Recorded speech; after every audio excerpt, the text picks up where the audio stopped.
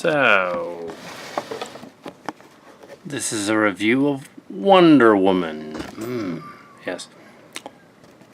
I have finally seen it, so that, there won't be no spoilers from the other reviews that are out there about the movie.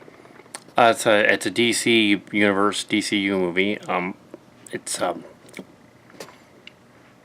directed by the director of Monster, which is a strange idea, but okay. It was so the critics are fawning all over it, giving it upwards of 80% or more on Rotten Tomatoes. It has a sort of a made-up controversy concerning it, whether it's a female superhero movie or not. That controversy is completely made up by internet trolls. It's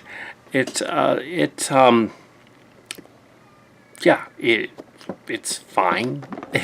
Okay. I mean, it's not the greatest movie ever. It's if you look at the Kevin Smith review, you'd think, oh my gosh, this is the best ever. Of course, he says that about every DC movie ever made.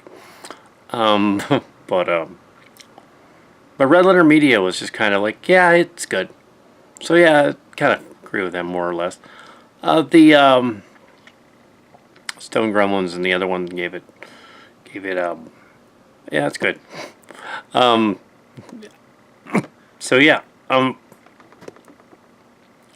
So in order to give a review of the movie, you kind of have to give a little bit of spoilers, just because it's the movie, the plot of the movie.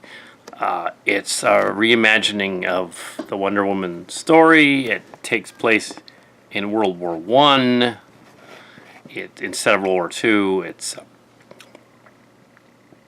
not the 70s one, for sure.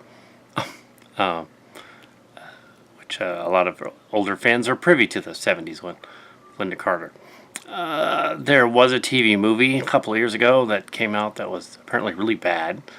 There was a cartoon version that was actually pretty good. I didn't see it, but I heard about it.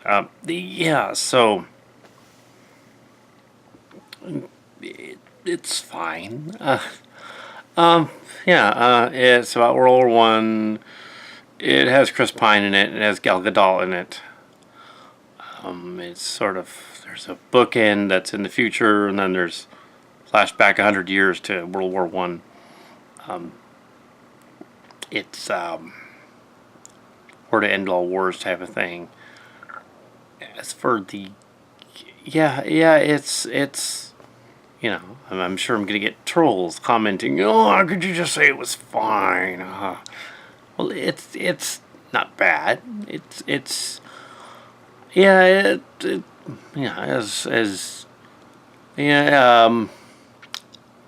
Still gonna go out on a limb and say it's fine. I saw it it wasn't a preview screening, but it was a screening this morning, and it was okay. Let's I guess kind of get into spoiler territories because of the plot of the movie kind of dictates some of that. The opening, I guess you would say, the opening third of the movie is mainly set on Feminina, or the Amazon island, or Lesbos, or whatever they call the Amazon island.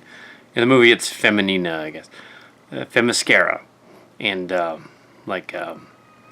and they're the Amazons of ancient Greece, and they're on the island, and she was made out of clay, and she's a warrior, but not quite an Amazon. She wants to learn about the secret weapons and to fight and stuff, and her mother doesn't want her to, but then her mother eventually does allow her to fight. They train to fight a bad guy named Ares. There's a lot of mythology stuff, although it's comic book mythology, so it's sort of mixed in with other stuff. She's supposed to be Hippolyta's and Zeus's daughter, Hera's daughter, and Hera's daughter. And she's Diana,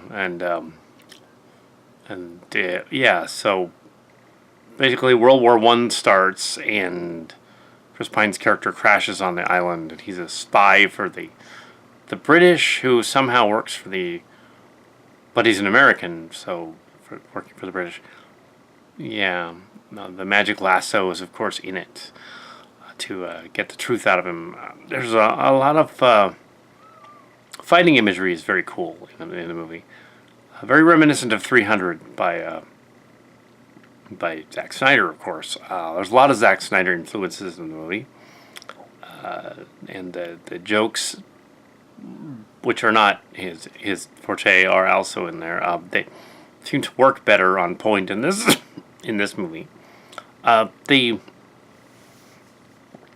It's making it World War One instead of World War Two throws a bunch of oddities into it that really doesn't really kind of loses almost a star, just because it doesn't really make sense that they're using World War One. It just doesn't.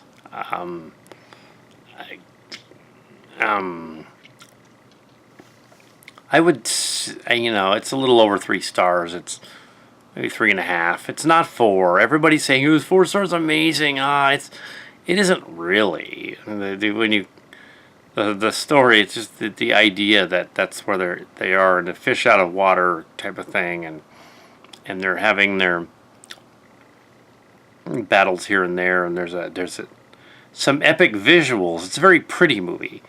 You could say that about the 2 Zack Snyder movies as well. But then it gets very dreary, and it's at the same time pretty, which is confusing. And then there's, of course, the No Man's Land fight scene that's spectacular, but still great. It is a comic book movie, so we can forgive it for leaps of any kind of physics that might happen, like dodging bullets and whatever. Even the heroes that aren't godlike. It's unclear as to why, if she's supposed to be Diana, Wonder Woman, and she can do all manner of things, even deflect bullets and stuff, how come all of the other Amazons who trained her only to be as good as they are, but then said, oh, train her 100 times harder, but they still trained her as good as they are? Why couldn't all of them defend against the Germans when the island happened?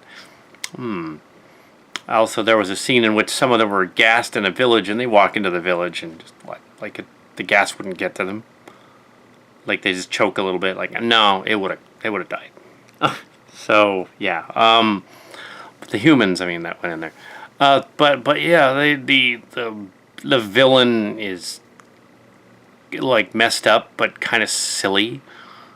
Not silly in the sense that it's funny, haha, silly, but silly in the sense that she's a Phantom of the Opera looking lady, and she's deliberately evil. She has to be evil because she's evil, and have no redeeming qualities because she's evil, and she's just there being evil.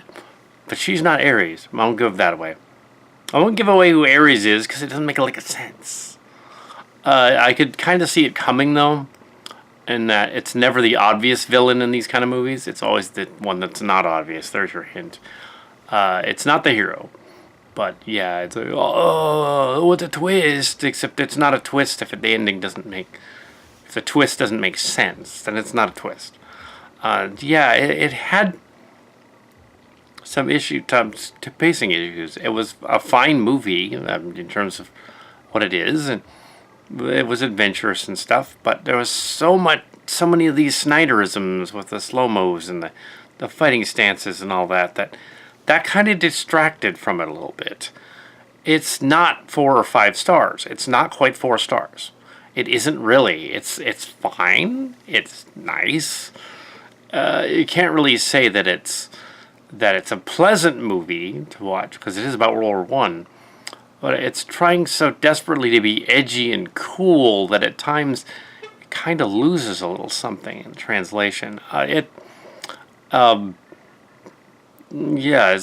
like, and maybe just a stickler for the original Wonder Woman with Linda Carter, where she was like campy, but I wouldn't go that far. But it's like like you can't tell the heroes from the villains if their motivations don't really sync up so well. And you know, you get the evil German bad guy because he's an evil German bad guy. Yes, and he's evil. It's like, okay, but then this evil scientist called Dr. Poison. You might as well call her like Dr. Evil. With that funny looking mask on her. Because her face is all messed up, obviously. Ew, and Chris Pine is chewing scenery, but yeah. Probably the reason that some of it's a little off is because Gal Gadot really is a little off. Even in the Zack Snyder movie when they introduced her, she was one of the better parts of Batman v Superman. But still, there's just something off about that character playing Wonder Woman. There's just something off about her. It's maybe not necessarily physicality or whatnot. It's just she's not maybe not even a percentage as charismatic as previous Wonder Womans. Linda Carter, I would have blown her out of the water. The acting wise, you know, clever wise. But she's fine, and you know she's fine. Oh yeah, it's a Wonder Woman. Yeah, it's good that they made a Wonder Woman movie. That wasn't bad. The our David R. Kelly one TV movie was terrible from the clips that I saw. But this but yeah, it didn't. You know, I'm more of a Marvel Disney guy than a DC guy, but yeah, they're saying, "Oh, this is the best DC movie yet," and sort of the first DC movie yet. But yeah, but that's because we were expecting so much more with Batman v Superman and Suicide Squad, and we didn't get it. That this movie appears to be a 4-star Oscar-worthy movie, when in fact it's just as good as it should be. And that's fine. It's as good as the other ones aspire to be, and that's fine. But there's just something off about these DC movies. And no, I'm not being paid or endorsed by Marvel to say anything. It's just that there's something off about them. The Marvel ones tend to be on point. They tend to have, you know, their universe tends to not deviate too much from the source, and tends to turn it into a sort of a thing that sort of a cohesive thing, even if it's the same kind of plot. You know, and that's what they did here. They hit the same marks in, you know, Act 2 is your fish out of water thing, and Act 3 is figure out who the main bad guy is. And the main bad guy, spoiler alert, I guess, when they show the final fight with her and the bad guy, even those Red Letter guys and Smith even kind of pointed this out inadvertently. Yeah, it's like, well, I can't tell what the hell's going on. So you have like this giant Ares bad guy. He shows up, you know, and I'm not going to give away who Ares was when he transformed. That way you won't entirely spoilery. But yeah, he shows up and she fights him while this other stuff's going on, and it's like, well, why is it was like watching 300 meets Transformers. This giant Transformer dude with fire behind him and stuff is fighting Wonder Woman, who acts like she's also a Transformer, possibly a pretender, and she has like powers and stuff, and of course her sword should be the strongest thing, but it just, you know, he dispatches the sword. Oh, that's what it's like. And then they fight, and she's like a demigod, of course, but it's like it was really hard to tell what was going on, and that's fine, but it could have been a little tighter. Yeah, it just has some issues. It's fine. I'll probably purchase it like I did Suicide Squad, and or at least I got Batman v Superman, I think. I don't know if I have Suicide Squad. I don't think I'm about that. But I have Batman v Superman, the extended cut. And even there, it's like the tighter script would have been better. So yeah, it's fine. It's fine. works on many levels. It's just that it's not quite 4 stars. Yeah, so I guess on the Rotten Tomatoes aggregate, that would be well, I consider like if it's doing by stars, I consider like the scale if it's 1 to 5 stars, that's 100% to be 5 stars, and 50% to be 2.5. So somewhere in there, in the high 70s, early 80s, yeah, somewhere in there. That would be 3.5, 4 stars. So that'd be 80 to 90%. Yeah, about 80. So that's a good score. That's a better score than I would say it's actually on a par with Captain America 3, which I didn't consider the most awesome movie ever, but it was up there. And that was the third one. Yeah. With the crossover, the latest, was that the Winter Soldier? That one, or was that the sequel? No, that was Civil War. It's almost as good as Civil War. So yeah, which I did not give 100% either. So it's about as good as Civil War. It's about as good as a Marvel movie should be. However, it's DC. And okay, for the previews they showed, I didn't see all of them, but I did see. They showed the Justice League trailer. They probably showed the Transformers one too, and the Star Wars one.